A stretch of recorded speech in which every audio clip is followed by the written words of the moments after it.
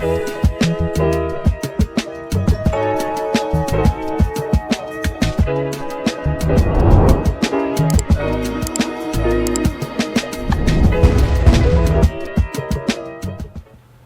here we go. Welcome to another episode of On the Wrist from Off the Cuff. I have a really cool review for you guys from Praesidus Watch Company. Essentially, they're a microbrand originally inspired by World War II veteran paratrooper Tom Rice to recreate his long-lost A11 field watch. The brand has since grown and expanded to offer full lineups of various models while still honoring their roots by donating 5% of each sale in support of war veterans associations and communities. Additionally, their watches do proudly feature American assembly. Also, in terms of the type of watch, as you guys can see, this is really a classic field watch. Some key characteristics and design, when you're looking for something within this space, of course, you're going to want to find modest vintage style sizing, Arabic numerals on the dial, typically with a 12 or 24-hour scale, or even both, over a black or cream dial. This is their DD-45 factory fresh, and it is designed as an homage to the original Dirty Dozen designed for the British War Office. The DD-45 surpasses the original specs-wise, bringing it to the 21st century, adding elements like a sapphire crystal and a screw-down crown, with the factory fresh designator representing their interpretation of what a Dirty Dozen would have looked like as if it rolled off of the production line of any of the 12 manufacturers back in 1944 or 45, while also retaining that Swiss mechanical movement to honor the original's Swiss origins. Now, these go for $875 direct, and no, they are not cheap. I wouldn't call them unattainable, though, by any means. But I will say, after getting this piece in hand, this is absolutely probably their halo model for the entire brand. They went above and beyond with this piece in terms of those details and really nailing everything down and offering something that is actually quite value rich, of course, for the right consumer who appreciates those little fine details. And not everybody's looking for those things in a field watch, but I will say this is an elevated field watch that is really meant to bring something else into into view here in terms of what it delivers. So with all that said, let's go ahead, zoom the camera out, get this piece in hand, and take a closer look. Okay, guys, now, as you can see, very classic Dirty Dozen styling in terms of the layout, and that is something that, of course, they can't take credit for. It's a design that's existed for quite some time, and even in the time that it did exist, it was really, I guess, destined for glory in terms of just that beautiful balance, that legibility there, the symmetry on this piece. It is definitely a tool watch, and it renders as such in terms of the way you're going to view this, but then it also adds on top of that little details, like check out the level of finishing there on the transition on these bevels, right? So although they're not going to be sharp to the touch, definitely sharp to the eye in terms of that satin brush with the high polish just cutting right through there very nicely. Even when you look at the side profile here, that nice stepped undercut under the mid case that really slims things down visually. And then, gosh, that gorgeous sapphire crystal. But before we dive into that too much, let's go over some of the specs. 38 millimeters in diameter, which is just about perfect for this type of watch. 12 millimeters, and that's including that crystal, guys. So this is going to wear much thinner than 12 millimeters. And although I would say 12 millimeters isn't super thick, especially considering that this watch has a screw down crown and offers you a confidence inspiring 100 meters of water resistance. So that is always nice. Now the lug to lug here, another blessing at just 44.5 millimeters, so very, very manageable, and these lugs are quite short, but the nice thing is you can still thread in different straps. You're not gonna have to worry about the spring bars butting up too close to the case and you messing up your straps. So this does have a nice, you guys can see that beautiful angle, the turn downs there, very organic sweeping lugs that do hug the wrist really quite well. Now, getting into some more of the features here, you're going to notice that you can get a little bit of light play on this crystal. It's beautiful. It is a double dome sapphire with an inner AR coating, and it does a great job. Of course, this is a black dial, so you're going to catch reflections from time to time, especially, hey, in the studio, there goes that studio light. You can't, there's no amount of AR that's going to stop that, guys, but in real time, I have to say, you can really appreciate the beauty of this dial thanks to the execution of this sapphire crystal. Also, one thing to note, even though it is nicely domed, you're going to notice that it doesn't have any issues of having that kind of opaque, milky ring, at least not at any standard angle. Of course, if you can try to find it and force it, you might be able to, depending on the lighting, but it's something that doesn't distract from the watch, which is very, very nice. Now, getting into the case back here. Actually, did we mention screw down crown? I think I did, and that's awesome. But the case back, pretty standard affair. But while you're back here, hey, check that out. Quick release spring bars. I thought that was a nice little touch. I mean, a lot of people would have probably liked drilled lugs there, but I think the quick release spring bars will, do the job. And look, again, you can see how thick this is, and it's still able to glide in and out of there, which means whatever strap you're going to put on there is going to work really well. Now, it is a solid case back, and as you guys can see, very standard, nicely etched there. Looks quite fantastic. And behind the case back, you're actually going to have the Swiss automatic Landeron L24, which has a 40-hour power reserve of 4 hertz beat rates, or 28,800 vibrations per hour in terms of that sweep, which is nice, especially considering that this does have the small seconds complication. And I know back in the day when watches were more so, the movements were based off of pocket watches, having a small seconds actually wasn't a complication. That was just the standard. Having a central seconds hand was a complication. But in today's world, where most watches are going to have that central seconds, having a small seconds is going to be an additional complication depending on the movement. And this L24 movement is going to be more so based on the architecture of the ETA 2824. So this would be just an extra piece to it, and I think it looks great. I like the spacing on the dial there with that sub dial. I think they did a great job. And again, that doesn't always work out. It's not just a given that the sub dial will look good on a watch just because it has a small seconds, because they can be a little low, they can be a little bit high, they can be a little wide, they can be a little small. And again, this just manages to pull everything off in a really well balanced and tidy way, which I can appreciate. Now, getting into some more of those details. And again, guys, 4 hertz sweep, which is great, especially considering a lot of these watches that have movements like this don't necessarily have a 4 hertz sweep, and not a lot of them always hack. Here you're going to get hacking, and that 4 hertz sweep, it's going to be extra smooth, especially on a small seconds, and you can typically get away with 3 hertz when you have a smaller seconds. Now, getting into the dial, it is textured, nicely printed in terms of the indexing, no date, so it's going to be nice and pleasing to the eye in terms of symmetry. You're also getting satin brushed hands, which play well with the light to make sure that you are going to be getting nice contrast and you're going to still be able to see everything. The Superluminova is unspecified, but man, is it amazingly applied, guys. Let's get in really, really close and check out just how three-dimensional. Now, they're not 3D lume blocks, but they're applied so thickly, they're just about there. So that's something I want you to note, because when you see this in the dark, you're going to also be impressed, and you're going to understand why after taking a look at how well and how thickly this lume is applied. Check that out, guys. Let's just take a second to appreciate that. Again, it's that really nice fine application, and again, it just exceeds and really elevates this platform, right? Because there are a lot of cheap versions of these watches.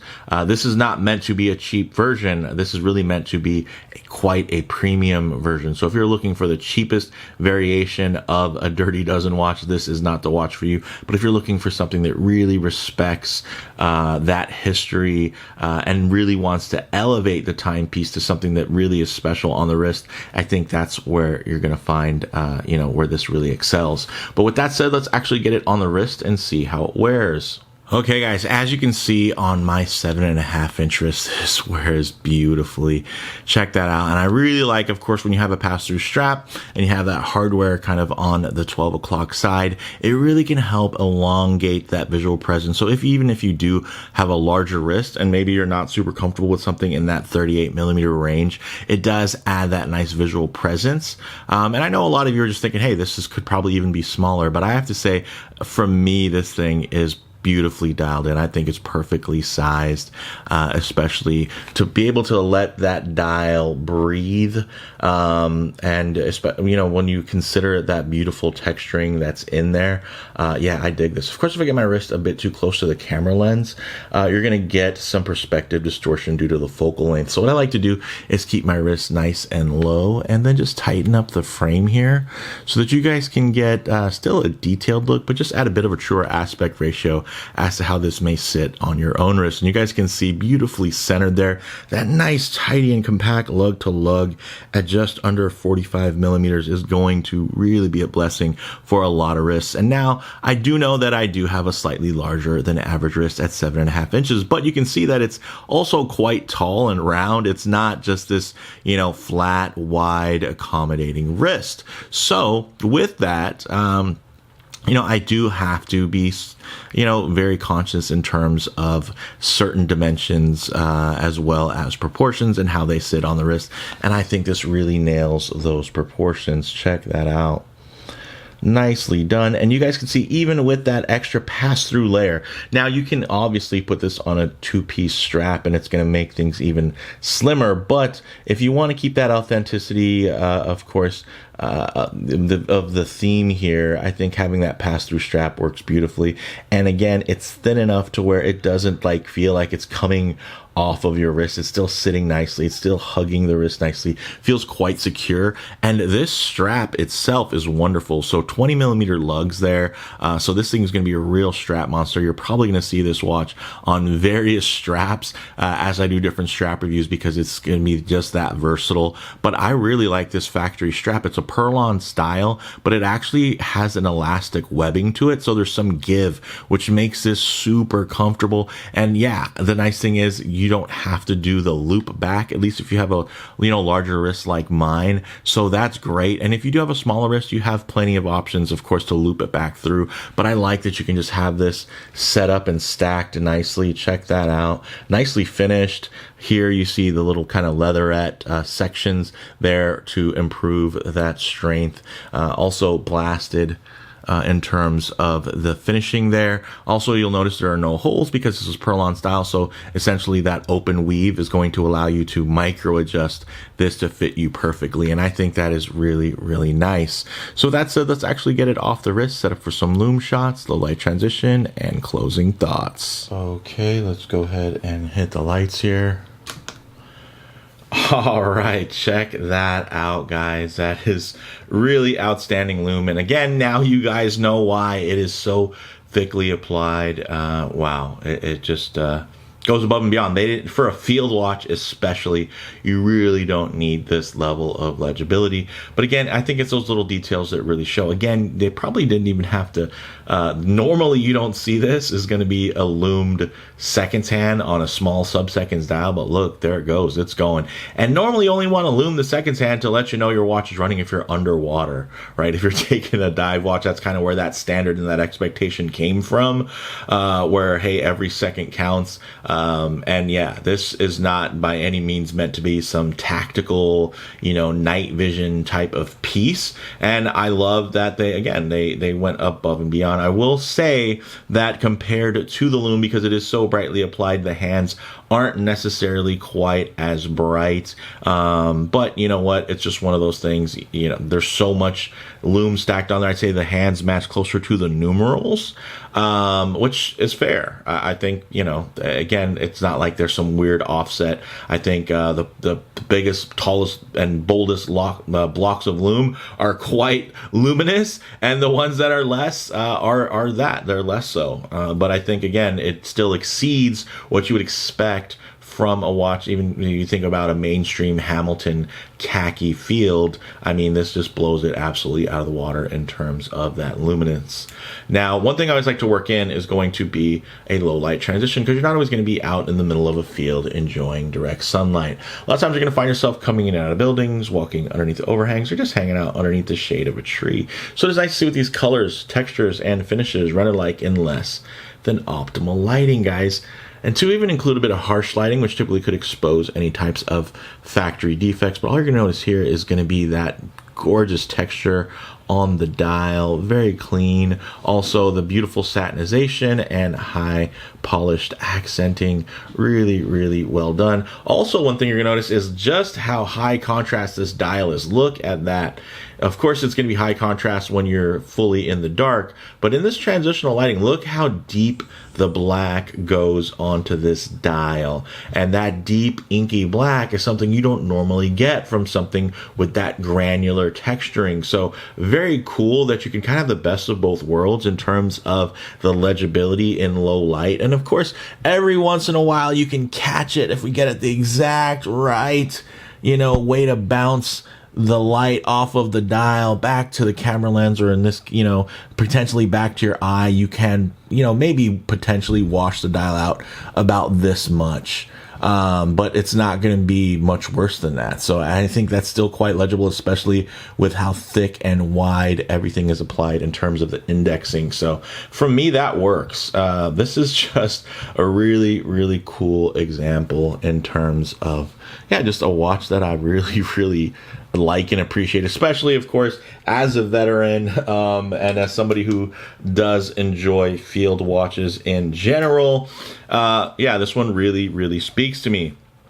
So, in terms of closing thoughts, guys, on the wrist, really classic proportions that really sit perfectly on the wrist. In terms of model variants, this is also available with a Patina Lume. So think this exact model, but just with that, again, that ivory style lume. Or you go full on Tropic dial, which is going to give you a dial that actually has this warm kind of chocolatey finish. And then with Patina Lume, of course, on top of that. So I like that you can kind of get different phases. For me, this clean, crisp design is something that I appreciate, but I know there's going to be other folks that really want to get that truly aged effect, which, works, that they give you options for every taste. Now, in terms of comparable models, while there are more and more microbrand competitors kind of joining the fray, not just microbrands, even factory brands. A factory brand, if you don't know, it's brands that literally just churn things out of a factory, and they'll just put a generic, sometimes even nonsensical brand name on top of really just the cheapest iteration of a watch that's quite iconic. While there are so many options out there, I would say think of something like the modern Vertex M100 at $2,700 as a more interesting contemporary from an original Dirty Dozen manufacturer. So of course that's going to be costing a lot more. It's meant to be more premium. It has that heritage at $2,700, and then this at well under $1,000 at $875. I think is an interesting value proposition there, because you're still getting something, again, that respects the military heritage, that is really engaged with that. They're not just plugging into a certain aesthetic that they prefer. If anything, I know sometimes when a micro brand has a price that's set a little bit higher than people are expecting, they say that's a cash grab. Guys, the ones that you can buy that look like this watch that are like $150, those are cash grabs. Those are literally just creating a product for the market to consume. Now, this is a labor of love. You can tell there was a lot that went into this piece in terms of a lot of those details that aren't for everyone, that not every consumer can even appreciate or notice. But for those of you that are that consumer that go, oh man, I want to have something that have these details that show respect, not just to the consumer in terms of the pricing, but in terms of the history, and really want to elevate this formula, I think this is something that will resonate with a lot of folks. So for me, guys, bottom line, again, if you're looking for the cheapest Dirty Dozen watch, the DD-45 isn't that. But if you're looking for something that is well spec'd and well executed from an honest brand that shows a clear respect for military history, this Praesidus is absolutely worth some consideration. But let me know what you all think down in the comments below. If you like the video, please do a like, and if you're ready, please subscribe for more content just like this. Thanks, guys.